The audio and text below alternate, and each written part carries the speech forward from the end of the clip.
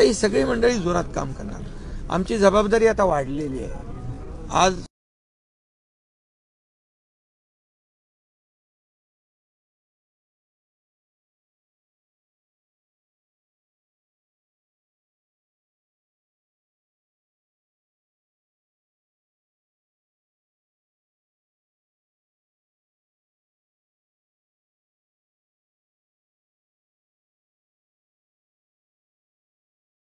एवढ्या मोठ्या प्रमाणावर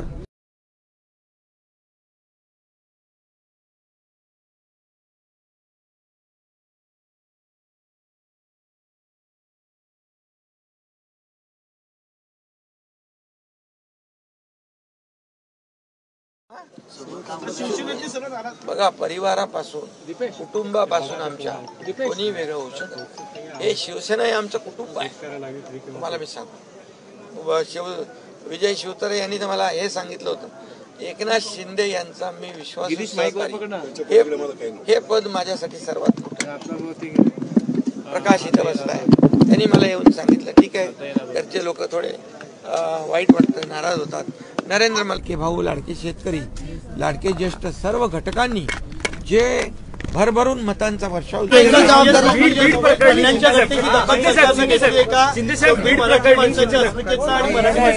कल्याणच्या घटनेबाबत स्वतः खुद्द मुख्यमंत्री महोदयांनी सभागृहामध्ये निवेदन केलेलं आहे आणि संबंधित व्यक्तीवर कारवाई देखील केलेली आहे.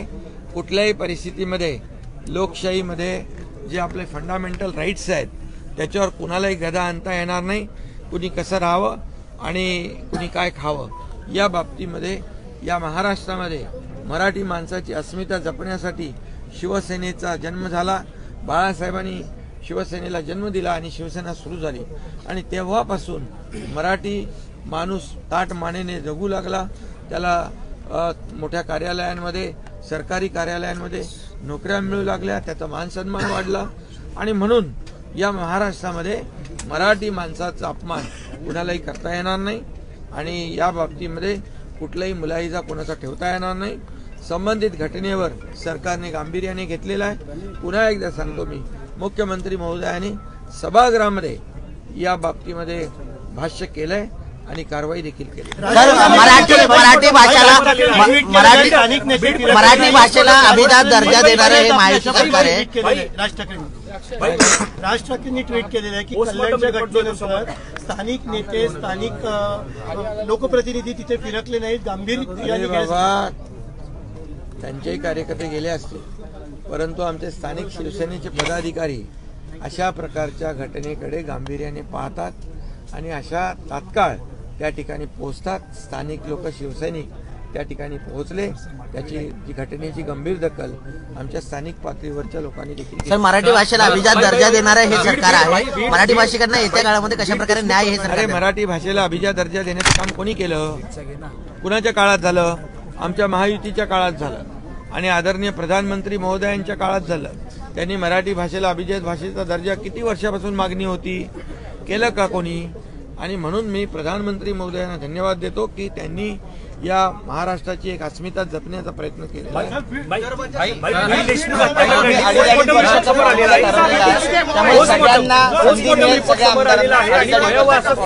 बिलकुल फॉर्म्युला ठरलाय आणि शिक्कामोर्तब. पोस्टमॉर्टम रिपोर्ट समोर आलेला आहे बीड देशमुख हत्या प्रकरणी, त्यावरती तुमचं म्हणणं काय? त्या बाबतीमध्ये पण मुख्यमंत्री महोदयांनी सभागृहामध्ये सविस्तर उत्तर दिलंय, सविस्तर निवेदन केलेलं आहे. झालेली घटना अतिशय दुर्दैवी आहे, माणुसकीला काळीमा फासणारी आहे आणि म्हणून या बाबतीमध्ये सरकारने गांभीर्याने घेतलेलं आहे. यामध्ये जे दोषी आहेत त्यांच्यावर कठोर कारवाई होणार आहे आणि त्याचबरोबर जे पोलीस अधिकारी आहेत त्यांना निलंबित केलेलं आहे आणि त्याचबरोबर पोलीस अधीक्षक यांना तिथून दुसरीकडे त्यांची बदली करून ट्रान्सफर केलेली आहे आणि म्हणून यामध्ये कुणालाही पाठीशी घालण्याचं काम सरकार करणार नाही.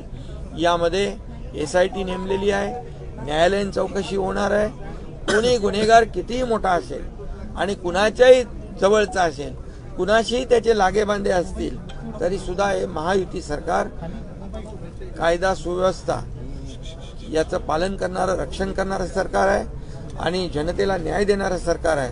त्यामुळे या बाबतीमध्ये दोन्ही घटनेमध्ये सरकार गंभीरतेने काम करत आहे आणि यामध्ये ज्या SIT आणि न्यायालयीन चौकशी लावली आहे यामधून सत्य बाहेर येईल.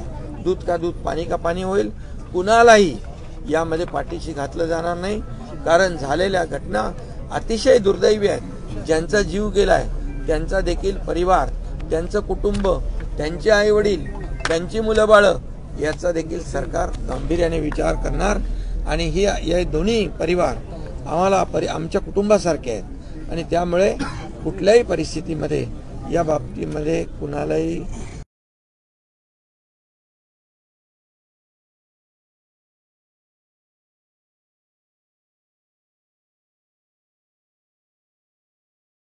एक्सक्यूज होणार नाही, असे कुणालाही मुभा नाही आणि या बाबतीमध्ये देखील सरकार गांभीर्याने घेईल. दोषी जे असतील त्यांच्यावर कारवाई होईल.